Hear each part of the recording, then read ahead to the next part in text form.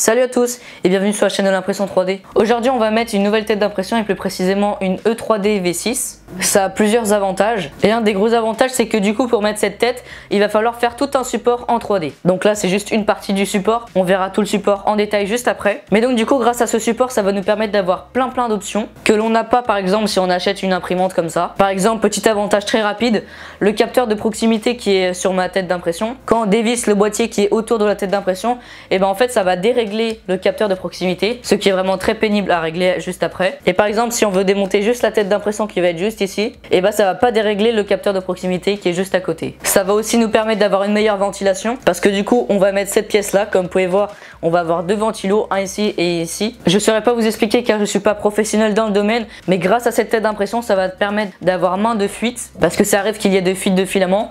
Grâce à cette tête et ben on aura quasiment plus de fuites. La tête d'impression va chauffer beaucoup plus vite et surtout parfois il arrive que notre tête d'impression se bouche, et ben là ça sera pas le cas et aussi elle est toute en métal. Enfin bref, on va voir toutes les pièces qu'on aura besoin pour faire cette modification. C'est parti.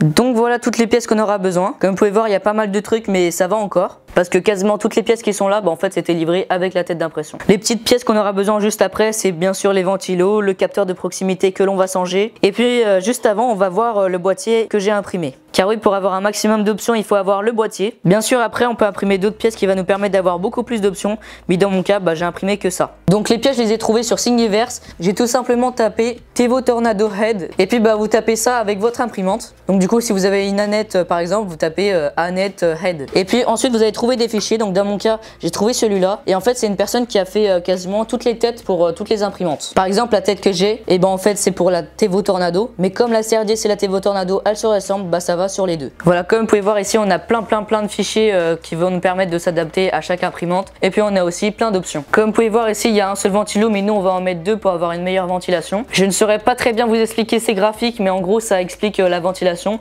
Comme vous pouvez voir c'est vraiment très bien fait et ça va nous permettre à ce que dès le filament va sortir de la tête d'impression, il va se figer directement. Voilà, comme vous pouvez voir il y a vraiment plein de fichiers. Alors juste déjà pour commencer au niveau du matériel, on n'aura pas besoin de beaucoup de choses, on aura juste besoin de tournevis. Donc déjà dans mon cas on aura besoin de deux ventilateurs. Faites attention au voltage de votre imprimante. Par exemple moi c'est en 24 volts. Alors j'ai pas encore reçu le dernier ventilo de 24 volts, du coup je vais utiliser un de 12 volts pour vous montrer. Ici on a le Bell Touch ou plus précisément capteur de proximité qu'on verra en détail juste après. Et puis après on a la fameuse tête d'impression E3D V6. Donc ici on a le refroidisseur, il me semble que ça se nomme ainsi. Ici on a la cartouche chauffante et la sonde qui permet de savoir la température. On a la petite chaussette d'impression pour la tête. Et puis après on a plein de pièces spécifiques pour la tête d'impression mais on verra ça juste après. Alors ici comme vous pouvez voir on a deux choses en double, ça et ça. Bien sûr on n'en aura besoin qu'un seul. Et bien sûr ça c'est pas livré mais on aura bien sûr besoin de vis. Alors ça c'est pas obligatoire mais c'est juste pour donner de l'esthétisme. Donc en gros le ventilateur qui est juste ici il va aller au-dessus.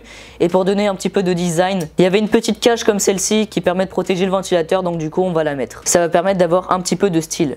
Enfin bref c'est parti, on va commencer par assembler le boîtier. Mais juste avant tout ça, quelques petits paramètres. Cette pièce a été imprimée comme ceci. Cette pièce a été imprimée comme ceci avec des supports. D'ailleurs celle-ci aussi a été imprimée avec des supports. Et celle-ci comme ceci. Elles ont toutes été imprimées à plus de 50% il me semble. Ça va permettre d'avoir une très grosse solidité parce que c'est quand même une pièce qui fait partie de l'imprimante. Donc du coup on aura besoin des tournevis. On aura aussi besoin des vis. Il y en a quelques-unes qui sont déjà en place parce que je l'ai déjà assemblé. Et puis on aura besoin de ces pièces là. Donc ici on a le conduit de la ventilation. Ici on a un petit truc qui va se mettre derrière le conduit. D'ailleurs on peut le mettre directement. On a juste à le clipser comme ceci et voilà c'est terminé, ça va permettre de ranger un petit peu les câbles. Tout a été prévu sur ces pièces là. Comme vous pouvez voir on a les petits trous pour mettre les vis, ici on a les petits trous pour mettre les écrous et ça rentre vraiment nickel, sauf certains qui rentrent pas tout le temps, mais c'est vraiment très bien fait, on a tout ce qu'il faut. Donc du coup vous l'aurez compris, la première étape ça va être de mettre des écrous dans tous les petits trous, donc par exemple ici, ici, ici. Et je crois que c'est tout. Ah non, il y en a aussi derrière, juste là. Et puis derrière dans le trou, il faut en mettre un ici et un ici. Donc dans mon cas, il est parti juste là, mais je vais le remettre tout à l'heure. Ensuite, la seconde étape, ça va être de placer le conduit. Donc dans mon cas, il se place comme ceci. Après, ça peut dépendre en fonction de vos imprimantes, mais c'est relativement la même chose. Comme vous pouvez voir, les trous s'alignent et il faut mettre une vis. Donc voilà, j'ai fixé tout ça. Comme vous pouvez voir, on a 2 vis ici et une vis ici. Maintenant, il n'y a pas vraiment d'autres choses à faire. Il y a juste à mettre la tête d'impression qu'on va monter juste après, le belt touch. Mais la chose la plus simple, c'est les ventilos. Donc du coup, on va s'attaquer aux 2 ventilos. Les 2 ventilos, ils sont juste ici. Donc c'est des ventilos 24 volts. Et c'est vraiment très bien conçu parce que par exemple, dans les pièces qui sont assez compliquées comme celle-ci, et là, parfois ça rentre pas toujours. Et bah là, ça rentre vraiment parfaitement. J'ai même pas eu besoin à gratter, ça rentre vraiment du premier coup. Donc un d'un côté et un de l'autre. Ensuite, je vais utiliser les vis qui sont là. Donc malheureusement, elles sont un peu trop longues. Peut-être que je les couperai ou que je trouverai des vis plus courtes. Donc du coup, il y en a une ici, une ici, une ici et une ici. A few moments later. Et voilà les amis, comme vous pouvez voir, c'est terminé. Comme vous pouvez voir, les câbles ils sortent par derrière. Et puis au futur, ils seront juste ici. Maintenant que c'est fait, on va s'attaquer à quelque chose de très simple. C'est le capteur de proximité. Donc le capteur de proximité, je pense que je vais faire une vidéo détaillée sur le sujet parce que c'est quand même quelque chose qui prend quand même une très grande place. Et ça ressemble à ça, c'est pas obligatoire mais c'est préférable. En fait, ça permet de régler tout simplement son plateau automatiquement. Donc par exemple, quand votre tête elle est trop loin, et ben il va falloir régler le plateau alors que là il va le faire tout seul. Donc c'est un belt touch, c'est une copie du belt touch, c'est pas l'original parce que l'original il vaut quand même assez cher pour ce que c'est. Ici je l'ai déjà vissé sur son montant. Comme vous pouvez voir, on a des petits ressorts quand c'est livré. Et en fait ces ressorts ça va permettre à ce que par exemple si ça frotte, par exemple il y a une petite erreur sur le plateau, enfin bref ça va frotter, ben, au lieu que ça casse le belt touch, ben, en fait ça va tout simplement plier comme ceci. Comme vous pouvez voir, ça a une petite liberté de mouvement.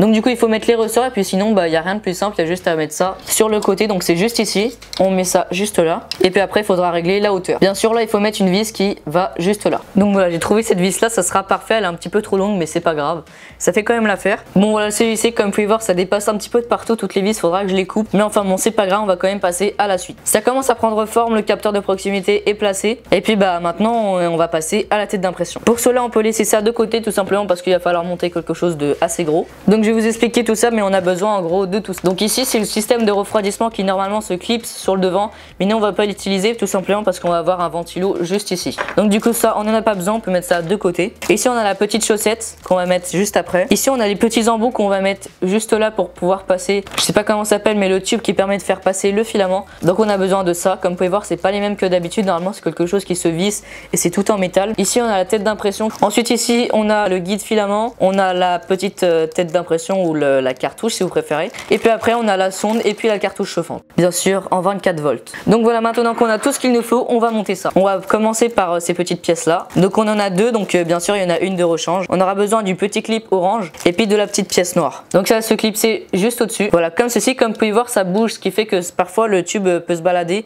Donc du coup on va mettre ce petit clip orange qui va nous permettre d'éviter cela. Une fois que c'est fait, on va prendre tout ça. Donc c'est la cartouche chauffante. Enfin je sais pas si ça s'appelle vraiment comme ça. En gros c'est la pièce qui va permettre de mettre la cartouche chauffante et puis la sonde. Et puis on va prendre le guide filament. Donc du coup on va prendre ça et puis on va visser ça sur le dessus. Ne la vissez pas entièrement parce qu'il faudra mettre la tête juste au bout. Donc on met ça là. Il faut pas visser entièrement la tête d'impression tout simplement parce que ça n'a pas la place. Et en fait ce qui va faire l'étanchéité c'est le fait de visser les deux pièces comme ceci. Et c'est pas le fait d'enfoncer complètement la tête d'impression dans la pièce donc je sais pas comment ça s'appelle mais c'est celle-là. Donc il faut bien visser fort entre celle-là et celle-là. Une fois que c'est fait, on prend ça et puis on le visse. Cette fois vous pouvez le visser à fond, il n'y a pas de problème. Et voilà, comme ceci. Une fois que c'est fait, il y a juste à mettre la chaussette. Donc c'est cette partie là.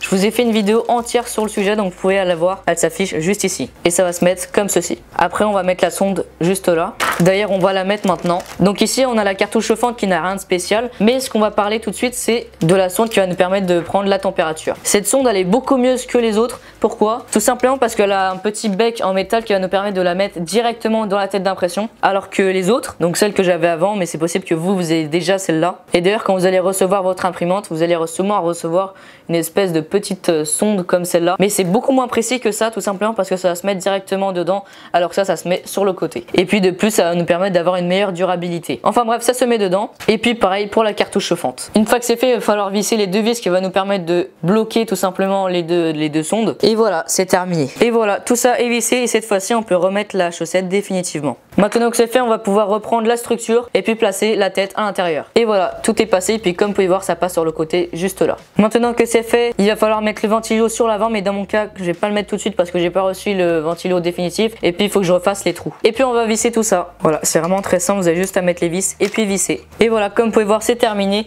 Et puis avec le ventilo devant, ça devrait ressembler à quelque chose comme ça. Faites attention à bien positionner les ventilos. Donc dans mon cas, celui-ci devrait être comme ça. Et puis après, avec la petite grille devant, ça devrait ressembler à quelque chose comme ça. Une fois que c'est fait, vous avez juste à organiser vos câbles. Donc dans mon cas, ça sera à peu près comme ça. Et voilà, maintenant, comme vous pouvez voir, ça a un petit allure propre. Et puis bah on a tout ça de câbles. Derrière, en parlant des câbles, il faudra les couper juste après. Pourquoi? Parce qu'il y en a sans doute qui les mettent directement à leur carte mère, ce qu'il faut faire au final. Mais si vous changez souvent vos cartouches ou vous faites souvent des modifications, et ben ça sera un peu chiant de tout simplement aller jusqu'à la carte mère, débrancher. Et puis c'est un peu pénible parce qu'il faudra enlever toute la gaine. Et moi je vous conseille tout simplement de couper les câbles, mettre des petits connecteurs comme ceci, comme ça c'est directement relié.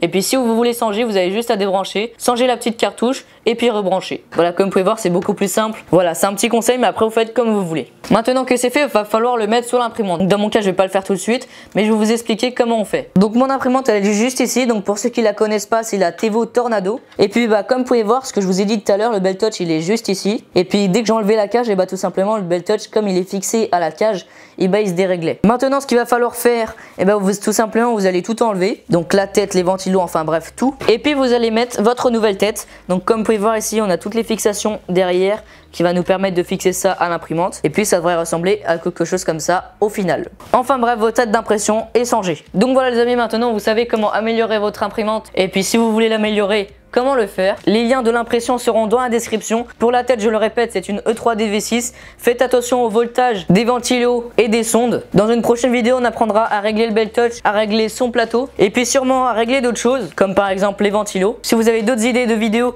ou vous voulez voir une vidéo en particulier, n'hésitez pas à mettre toutes vos questions dans les commentaires. Les modifications de mon imprimante ne sont pas terminées. Comme je vous l'ai dit dans une autre vidéo, ma carte mère a un problème. Je sais pas si je vais faire une vidéo sur le changement de la carte mère, tout simplement parce que c'est assez compliqué, il y a plein de fils à mettre des petites étiquettes pour savoir où ça va.